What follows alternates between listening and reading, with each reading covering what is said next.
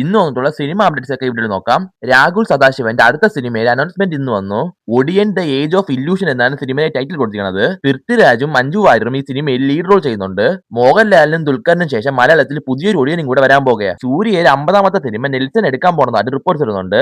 ഇനി ഇത് കൺഫേം ആയാലും ഉടനെ ഒന്നും നെൽസൺ ഇതെടുക്കത്തില്ല. ജയിലർ 2ഉം കമൽ രജനി പ്രോജക്റ്റും കഴിഞ്ഞ ശേഷം നെൽസൺ ഇതിനെ പറ്റി ഒന്ന് ആലോചിക്കും. പ്രഭാസിന്റെ വലിയ ഹൈപ്പിൽ വരാൻ പോണ കൽഗീര പാർട്ട് 2 അലിയ ഭട്ടും ജോയിൻ ചെയ്തിരിക്കുക. ഇവർ ഈ സിനിമയിൽ ഒരു സ്പെഷ്യൽ റോൾ ചെയ്യാൻ പോകുന്നതാണ് റിപ്പോർട്ട്സ് പറയുന്നത്. മാട്രിക്സിന്റെ ബാറ്റ്മാൻ പാർട്ട് 2 ഷൂട്ടിംഗ് റീസെന്റ് തുടങ്ങിയായിരുന്നു. ഇപ്പൊ അതിന്റെ ഒഫീഷ്യൽ ലോഗോ റിവീൽ ചെയ്ത് നിങ്ങളിപ്പോ സ്ക്രീനിൽ കാണുന്നതാണ് ആ ലോഗോ. അതിന്റെ ഷൂട്ടിംഗ് ഇപ്പൊ തുടങ്ങിയതേ ഉള്ളൂ. ഇനി ഒരു വർഷത്തിന് മുകളിൽ കാത്തിരിക്കണം ഇതിന്റെ പാർട്ട് 2 വേണ്ടി. സ്പൈഡർമാൻ ബ്രാൻഡിനോട് ഒരു അഡ്വാൻസ് ബുക്കിംഗ് നാളെ മുതൽ ഓപ്പൺ ആയി തുടങ്ങും. ഈ സ്പൈഡർമാന്റെ വെറിയന്മാരെല്ലാം നാളെ തന്നെ മിക്കവാറും ബുക്ക് ചെയ്യും. ഞാനും വൺ ഓഫ് സ്പൈഡർമാൻ വെറിയാണ്. ബട്ട് എന്റെ നാളെ തന്നെ ബുക്ക് ചെയ്യാൻ പൈസ ഒന്നുമില്ല. പിന്നെ കുഴപ്പമില്ല, ഇനിയും ദിവസം ഉണ്ടല്ലോ, പയ്യെ ബുക്ക് ചെയ്യാം. പൃഥ്വിരാജിന്റെ നോബഡി സിനിമയുടെ റിലീസ് ഡേറ്റ് ലോക്ക് ചെയ്തു.